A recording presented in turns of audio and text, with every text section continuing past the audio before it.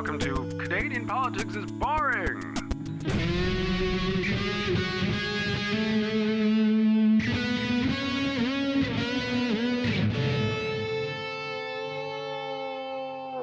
Hi, Jesse. How's the election going for you?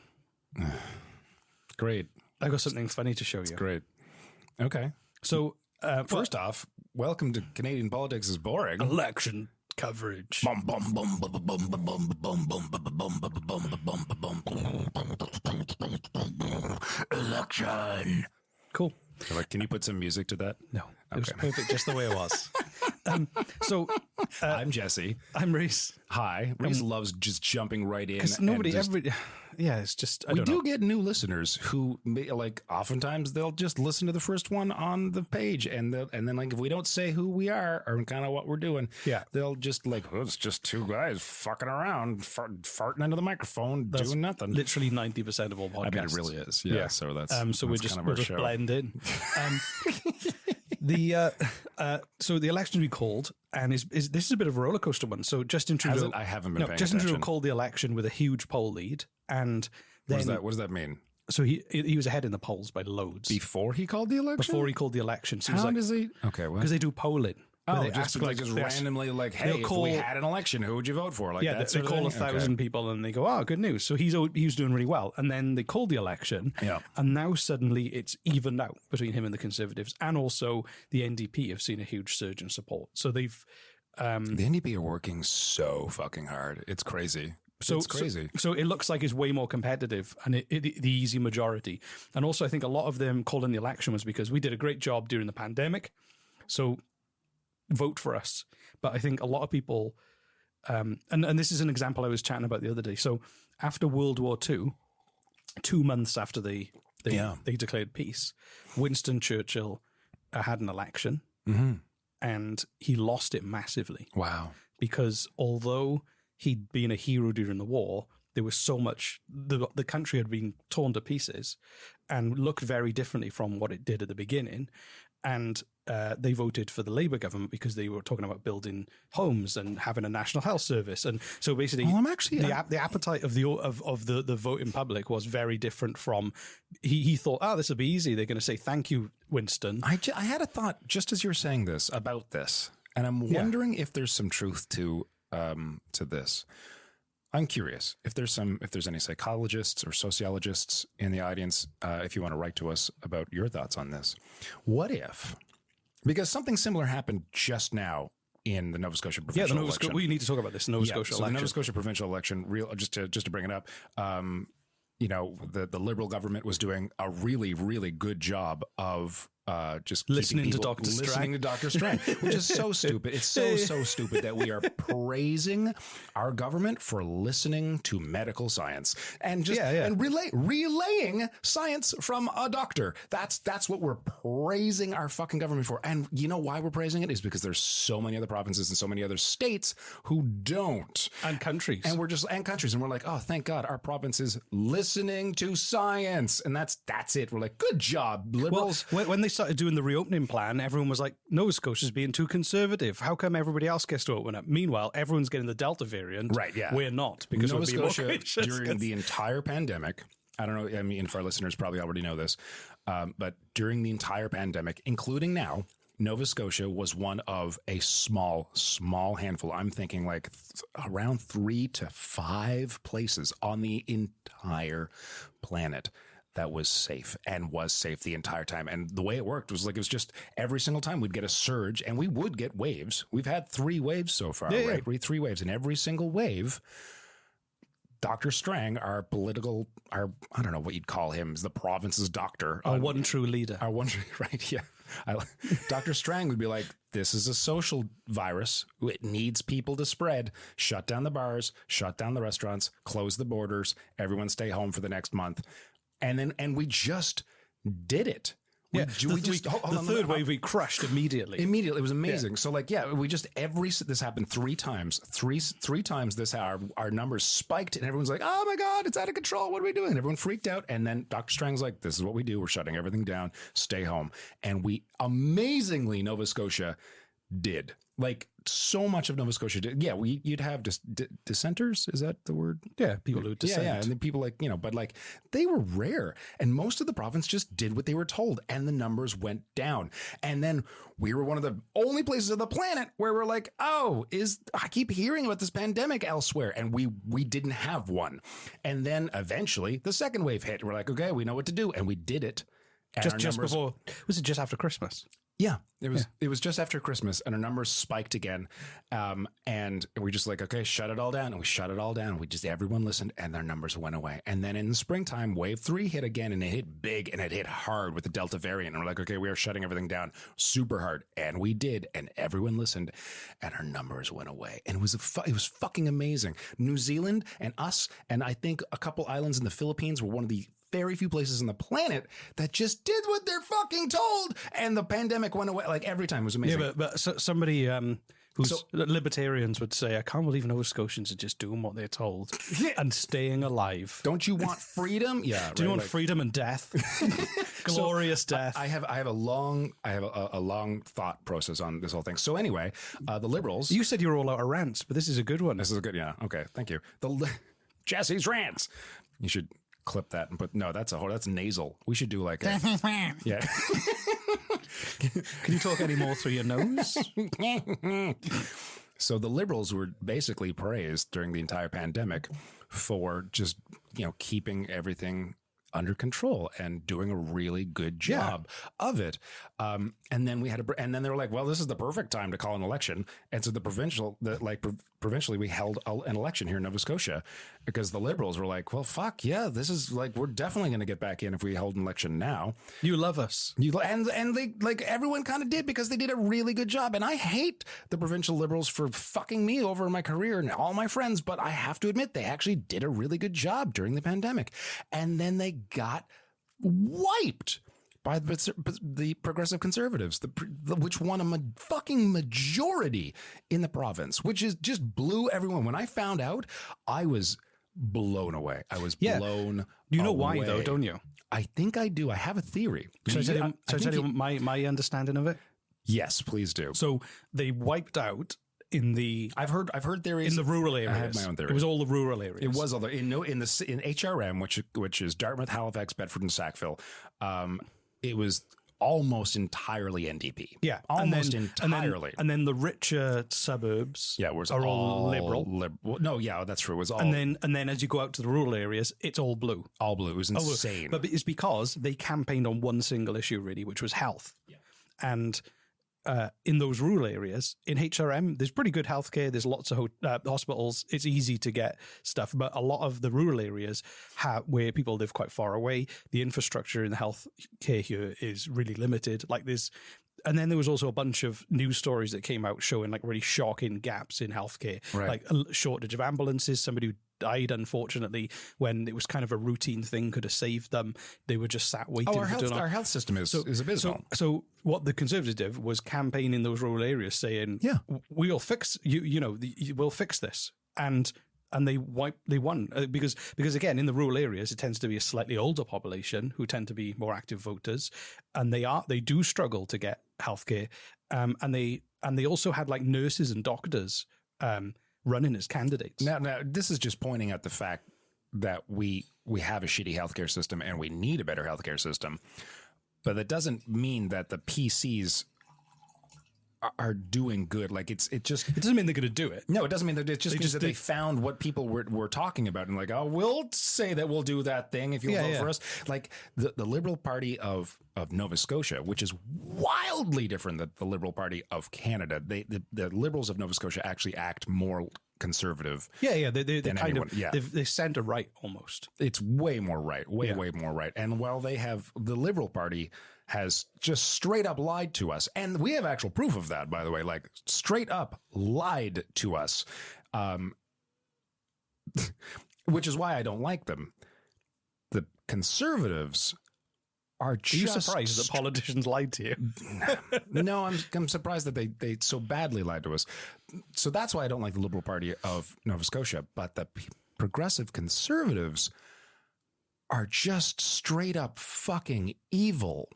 Well, They're just the fact that they used this as a leverage for them to get elected, and I don't like my friends and I were like, I don't let's hope that they actually fucking do what they said. That's going to be the only silver lining on the Conservatives getting in. Listen, I have never voted Conservative in my life, but I wouldn't make the mistake of assuming that they're evil. Because, oh my god! Because honestly, because I've heard friends tell me, this isn't my opinion because I don't know the man. That I've heard friends tell me about how Tim Houston, who is our current premier of Nova Scotia, how he is devious and incredibly intelligent and conniving, and thank God he isn't running for prime minister of the country. But that's just how you get to the top of politics. No, my point I'm saying is that it's very easy to call people on the other side of politics evil. In their heads they want to make the world better. They just see the world very differently. Did Hitler. But this isn't Hitler. This is Tim Houston, who's an accountant from Pictou County. Right, who recently said that abolishing rent control, which he did, by the way, in Nova Scotia, is going to lead to greater health, is going to lead to more housing and more affordable housing in a current housing crisis in Nova Scotia, where every single other province is against removing rent control. Yeah, and they seem to be doing way, way better than us. So like, oh, Tim, you seem to know something that no other fucking economist knows in the entire country, yet you won't share it with us. But honestly, he's a free market conservative. He believes that they all are. He's probably a follower of Milton Friedman, who believes that no government invention means that it'll create the perfect marketplace, and then low rent will become affordable because the market will demand it, which is kind of a balmy economic theory. By the way, if we have any conservatives listening to our show, thank you. We love you, and fight me.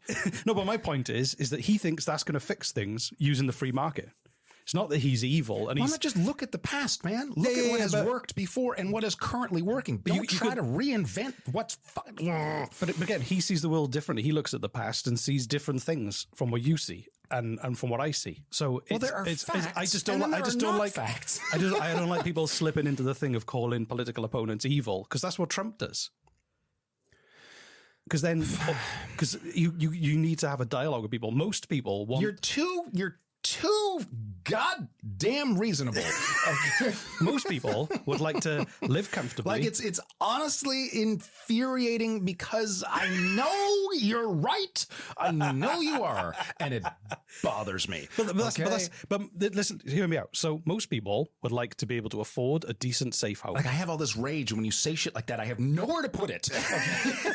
Most people want to work a job, and they will work hard at it, and they just want to be rewarded for that hard work and would like to progress in life. I mean, that's a really interesting perspective on the 9 to 5, which I've avoided most of my life because I'm one of the people who I hate the 9 to 5 concept of 9 to 5. But you're right. There are people out there who genuinely like the camaraderie, the feeling of purpose, etc. And most people just want to go out, whether they choose to have kids, whether they choose to have pets and call them fur babies for some reason, whatever you decide to do in your life, you want to live in a community that you feel safe crossing the street. You know your neighbors, you're part of clubs. Everyone wants to thrive. It's just that everyone has a different vision of how to achieve that and how to do that. And sure, and which is why I don't like people calling it evil. I would like to say just a quick if you've made it this far, thank you for listening. If you are a new listener, this is not how our show normally is. It's not normally just Reese and I ranting. This is election coverage. This is election coverage. Normally our show is way funnier than me just ranting angrily into the microphone, which some of you might find pretty funny. I don't know. Anyway, please continue about evil, calling people evil. Yeah. So I just think that it closes us off from each other, and it's very easy to kind of point fingers at people, because then you go, right, well, I have to. You hang out with people who agree with you. I think that's bad. You are correct. I have okay. We're not going to fix the world. No. I have 2 points to add to this. First point is you're right. Thank you. I know. The second point is you're almost right. Okay, in the fact that having a dialogue with someone else, even a reasonable, calm exchange of ideas and information, takes two people. Okay. Takes two people who are willing to have this conversation, willing to listen and willing to be open and honest, willing to admit when they're wrong, like I do with you. Yeah. It's hard to do, but I do it when I'm faced with so much fucking goddamn reasonable logic. I'm like, for fuck's sake, but like it's how we learn. It's how we grow as people. And for both people to grow, you need to be willing to have a little bit of humility, a little bit of humbleness, and be willing to accept that that the ideas that you have could change. They might be wrong. Perhaps the two of you working together could come to an agreement in the middle and find the truth together. And it's the best way to have an argument. And even with people who are upset and angry, I mean, the first thing you want to do is to allow them to vent their anger, because you just, no matter the argument, I'm not talking politically, I mean, anything at all. And this is just a side tip on psychology for anybody who's listening. If you have someone who's angry at you, the worst thing you could possibly do is argue with them. The number one thing you should do is let them feel their emotion, let them get it out, because they're looking to vent their emotion, their anger. And if you let them do that, then they feel heard, they feel listened to, and then maybe you can broach the subject of finding a truth together. And it works really well if you have some patience. Anyway, that being said, there are, Reese, and this is sadly fucking true. There are some people who are so intrinsically, intensely set in their mindset, and I would almost argue mentally unwell. You're talking about the people who died of COVID and denied and still claimed it was a hoax while they were dying of COVID. As an example, I wasn't specifically pointing them out, but that is an example. Yes, like there's I would argue some point of mental instability, mentally unwell, or people who have it doesn't matter, with a very small percentage, and I'm going to say very small percentage, talking globally, of people out there who. It doesn't matter how much you let them rant, how much you let the emotion get down to nothing, how logical, how reasonable, how much you want to have a civil conversation with these people, their brain chemistry will never, ever change. What's that coming down the driveway, Reese? It's me with a fresh delivery from the ad man. Come smell it. I will come smell it. I love how your ads smell. Oh, golly, it's fresh. Yeah, stuff it in my face. Fresh ads. Smack me in the face with it. Oh, yeah, just the way I like it. Ads.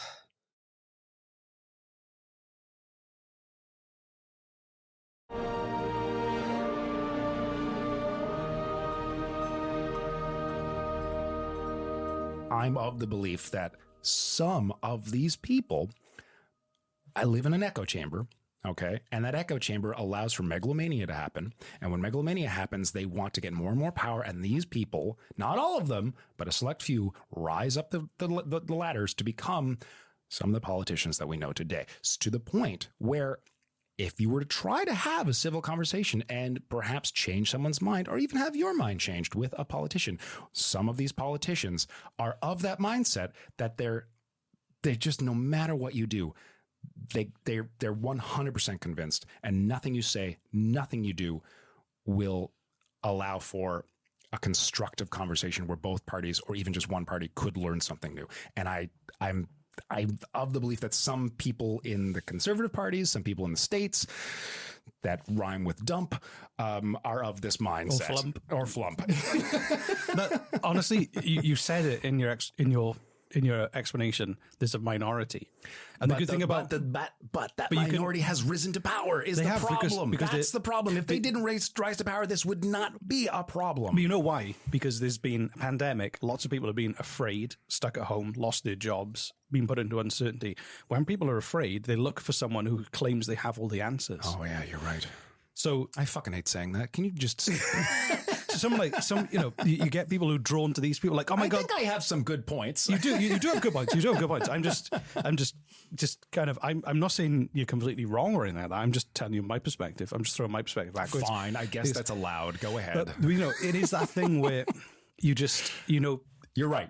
By the way, it's been people don't want to have when people are scared, they don't want to have a conversation. They want to find a leader who has all the answers. I 100% agree with you on that. If you start going to, and also there's social media is designed to be addictive. the way that you interact with Instagram or LinkedIn or Facebook or whatever it is the platform you use. It's designed to keep you on there for as long as possible. It's true. They make more money. I try to use it as little as possible. So they honestly. do that, and the algorithm feeds you more things that keeps you. So if in you're an like, echo chamber, yeah, exactly. So exactly. you know, so when you've been stuck at home and you've got this little my mother, screen. God love her. Hi, Mom, if you're listening, which you probably are. She told me that her Facebook is just delightful all the time, and Because she looks at delightful things. right. And so I'm like, oh, that sounds wonderful. Because like my Twitter feed and my Facebook feed before I eradicated them, which there's something called Facebook Feed Eradicator, which is wonderful, and I highly recommend you download it for your browser. It was just like horrible shit all the time. Exactly. It was like, this is really depressing. And my mom's like, I don't get it. My Facebook is delightful. During the lockdown, you found that the new age crowd who believe in like healing with crystals has allied with the far right crowd, and they've kind of become slightly melded. What? Because how the fuck did that happen? Because they don't like vaccines. They don't like Western medicine. Wow, right. So they found a common purpose. Of course. A lot of these new age health influencers have been recruiting their crowd to more of a far right angle, even though they might not be racist. On just on a side note about vaccines, I watched a New York Times mini documentary on YouTube, it was new. If you guys go to YouTube, it should be one of their newer videos by the time this podcast is put out. And it was about anti-vaxxers who were getting sick. And in certain parts of the States, and they went and they interviewed them. And this one guy was on a ventilator in the hospital, and he was in his mid 40s, I think. And he's like, yeah, well, both of my parents got the vaccine and they both had COVID, which happens. It's called a breakthrough infection. And it's like the vaccine is not supposed to be a cure. It's supposed to be this incredible defense. Yeah. But shit can still get through depending on your own body's immune system and immune defense, as well as a number of factors. Anyway, as far as I know, his parents were still alive. And at the end of they were interviewing him, and he's like, yeah, no, if I had the choice I still wouldn't take the vaccine because like freedom is important to me. And like, he still didn't believe the vaccine was and meanwhile, like, he's on a ventilator. And then at the end of the documentary, a text came up on the screen saying he died a week later. And I'm like, oh my God, like, it was just, anyway, he died doing what he loved. He was free. Yeah. Like, really. Anyway, sorry. It's so sad though, because this is a long rant. Yeah, but this is our episode about the Nova Scotia election. Okay. So I do how does this apply to the rest of Canada? Okay, so I had a point to bring up at the very beginning of this podcast, which is what the fuck happened. I was, when I found out that the Progressive Conservatives of Nova Scotia first got elected, I was shocked, I was surprised, and then I was really upset and angry. And then I calmed down, as I do, because I don't like hanging on to anger. And then the next day I thought about it, and I'm like, oh, my anger literally stemmed from fear. Yeah. I am afraid of what these people are going to do to us. I am. I like phase 5 is coming out in Nova Scotia, which basically is like, no masks if you don't want them. That's fine. You know, like, no social distancing. We're going to literally pretend the pandemic is over now. And as one of the very few places on the planet, we can actually kind of do that, which is nuts. But that's a different story altogether. I'm quite scared what the PC government is going to do in this province, because anyway, that's a different story altogether. That's a personal opinion of mine. Anyway, the point we were trying to talk about is why that happened. Because the Liberal government did such a good job during the 3 phases, the 3 waves of the pandemic in Nova Scotia, why were they crushed in this election? And I mean crushed. I mean, hardly anyone voted for them. People, like the majority of the government, the majority of the population voted for the PCs, and the rest voted for NDP. Hardly anybody voted Liberal. But also, it was big. Voter turnout was the lowest ever. Was it really? So it wasn't that. I heard it was a little higher in 2017. And that was it. And then the rest of the time. So it was the second lowest in 50 years or something. Yeah, like that. So it wasn't that everyone changed to vote for the Conservatives. It's just that nobody turned out to vote for the Liberals.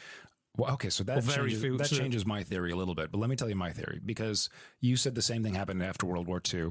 Yeah, with Churchill. Yeah, right. And this happened here, and it surprised everybody. Right. The voter turnout does change my theory, but here was my theory as to why the people who did vote dramatically changed. Who everyone was expecting to get voted back in. And it's just a theory. And as I asked at the beginning of this episode, if there are any psychologists or sociologists out there who want to chime in, please email us at CanadianPoliticsIsBoring@gmail.com and let us know your thoughts.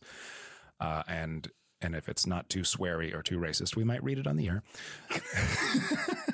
My thought is, and there's probably a term for this, we don't want to be reminded of, we associate negative emotions with the people who were involved with it, even if that person being involved with it was helping us to get out of that negative situation. Yeah. Okay. So like if you had cancer and you had a doctor, an oncologist who was working with you for 2 years to get rid of this cancer, and they were doing a great job, right? And then finally you did it. You beat the cancer and you're great, you know, and it's like a month later and you get a call from this oncologist who's like, hey, do you want to go for coffee? You're probably like, no, sorry, buddy. You were great. But like, I kind of don't want to think about you anymore, because when I think about you, I think about cancer. That's a good theory. And so like, and like, even though the Liberals were doing such a good job at just keeping things under control, the fact that we beat 3 waves and we're to a point now where we're almost out of, like, we just don't have to think about the pandemic anymore. Rehiring the people who got us through it, maybe it's like it's too close to home, and we're like, does that make sense? It does. I think the other thing as well is that a lot, you know, the government, like Churchill, like if I vote for Churchill, if I was having Churchill as like, then I'd have to think about World War fucking II all the goddamn time. Yeah. You know, like, and now he's going on about everything he did in World War II again. right? Yeah.